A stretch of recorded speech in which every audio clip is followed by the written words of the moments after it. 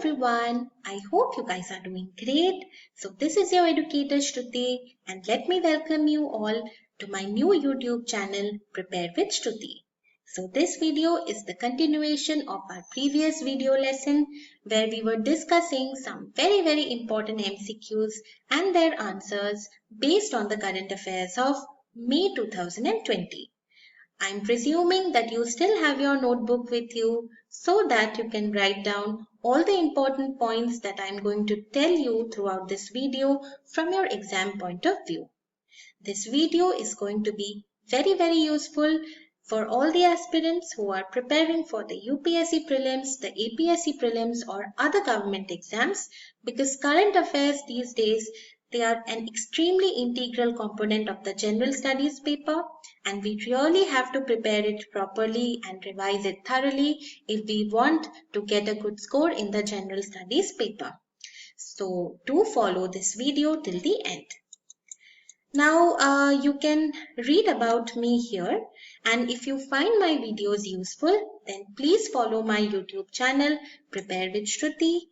Do like and share my videos because it would really motivate me to constantly come up with good and relevant content for you.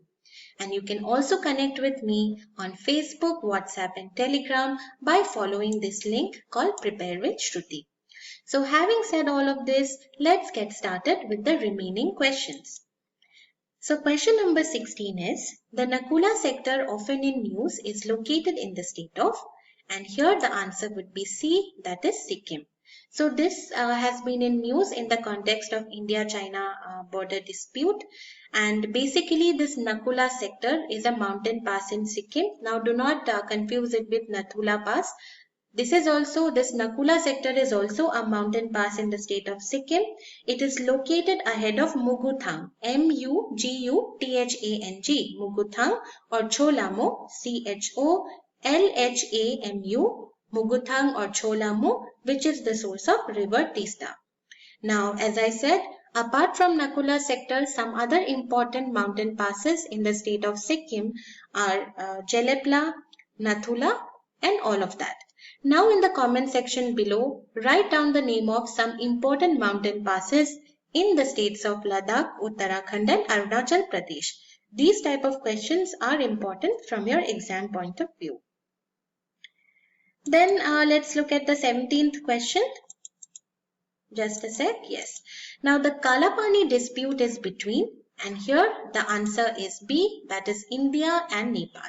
Okay, so right now India and Nepal have border disputes over the following regions and you can write down the name of these regions. They are Kalapani, then Lipu Lake, Kalapani, Lipu Lake, L-I-P-U-L-E-K-H, Lipu Lake and Limpiadhara, L-I-M-P-I-Y-A-D-H-U-R-A, Limpiadhura, all three in Uttarakhand and Susta in Bihar. S-U-S-T-A in Bihar. So right now the Indo-Nepal border dispute is over the following regions. We will cover this dispute properly when we take up some international relations topics properly. Okay. So right now just remember that the dispute mainly concerns over Kalapani, Lipu Lake, Limpiadhura and Susta in Bihar. Then let's look at the 18th question. Bobble project is a collaboration between, and here the answer is A, that is India and UK. Now please write down in your notes that this Bobble project stands for Bay of Bengal Boundary Layer Experiment. Bay of Bengal Boundary Layer Experiment. Now the aim of this Bobble project is to examine the impact of ocean processes in the Bay of Bengal on the monsoon system. And this Bobble project is funded by the Ministry of Earth Sciences in India and Natural Environmental Research Council of UK. So it is a collaboration between India and UK. Then let's move on to the 19th question. The current chair of non-aligned movement is, and here the answer would be your option C, that is Azerbaijan. Okay. So this was in news because our Prime Minister participated in the online summit of this non-aligned movement. Now, basically, you should know that this movement started during the era of Cold War, when some of the states, they did not want to formally align themselves either with the United States or with the Soviet Union, and they wanted to remain sort of, independently and in a neutral manner. So this movement, it originated during the Asia-Africa Conference held in Bandung, Indonesia in the year 1955, and the first conference took place at Belgrade in the year 1961. So these are some important points related to the non-aligned movement. And the current chair of this non-aligned movement is Azerbaijan. Then let's look at the next question. Which of the following countries are a part of RCEP, that is Regional Comprehensive Economic Partnership? So here the answer would be B, that is New Zealand, Laos, Philippines and Japan. Now basically this RCEP, the Regional Comprehensive Economic Partnership, and you can write it down, it is a proposed free trade agreement between ASEAN countries. Now in the comment section below, write down the names of the 10 ASEAN countries, okay? So it is a proposed FTA between ASEAN countries and its FTA partners such as Australia, New Zealand, China, Japan and South Korea. So initially India was also a part of this RCEP, but in November last year, India opted out of it for various reasons. We will talk about this when we separately take up classes on international relations. So right now you remember that US is not a part of it. The rest of the countries are. And in the comment section below, mention the name of ASEAN countries. Then let's look at the question number 21. Thrissur Purama is a post-harvest festival celebrated in the state of, and here the answer is D, that is Kerala. Then let's look at the 22nd question. The Asian Infrastructure and Investment Bank is headquartered at, and here the answer would be A, that is Beijing. Now please write down in your notebook that the headquarter of AIIB is in Beijing, then the headquarter of New Development Bank is in Shanghai, and the headquarter of Asian Development Bank is in Manila. Okay, so these three banks sound often the same and we often get confused while remembering their headquarters. So write it down separately that AIIB, that is the Asian Infrastructure and Investment Bank, is headquartered at Beijing, New Development Bank is headquartered at Shanghai and Asian Development Bank is headquartered at Manila. And this Asian Infrastructure and Investment Bank is basically a multilateral development bank and aims to improve social and economic outcomes in Asia and Pacific. Okay. Then let's look at the 23rd question. Which among the following is not an observer state of Shanghai Cooperation Organization? And here your correct answer would be C, that is Armenia. So Armenia is basically a dialogue partner of SCO. Now very quickly write it down that the members the Shanghai Cooperation Organization has 8 members.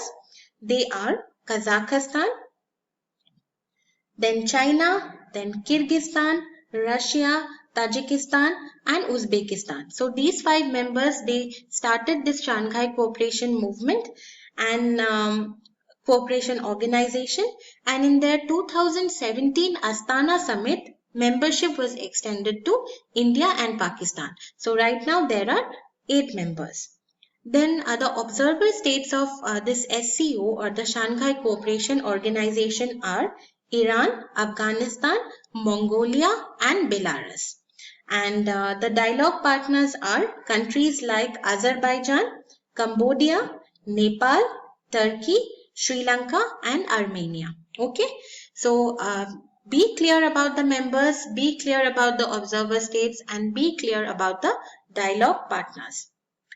Then let us look at the 24th question.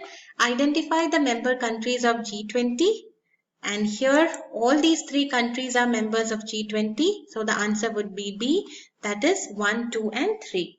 Now, from your exam point of view, remember that the 2022 G20 summit would be held in India. Okay.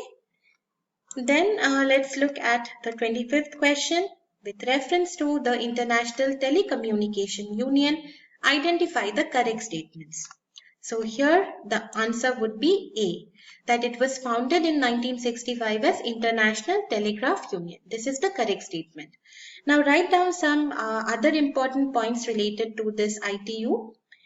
ITU is a specialized agency of United Nations and it is headquartered in Geneva, Switzerland and not in Cambridge. Okay. And it is mainly responsible for allocating global radio spectrum and satellite orbits and also for developing technical standards for improving access to information and communication technologies. So this is more or less the mandate of ITU and it is headquartered in Geneva, Switzerland and it was founded in the year 1865 as International Telegraph Union. Then let's look at the 26th question. With reference to the TRIPS agreement, we talked about the TRIPS agreement while we were talking about the GI tag in our previous video. So here, all these options are correct. Okay, so the answer would be D. So you can write all these points related to the TRIPS agreement that it was negotiated during the Uruguay round of GATT. It covers different areas of intellectual property such as trademarks, GI, we talked about it, then industrial designs, new varieties of plants and so on. And membership in WTO includes an obligation to comply with the TRIPS agreement. So all these points are equally important.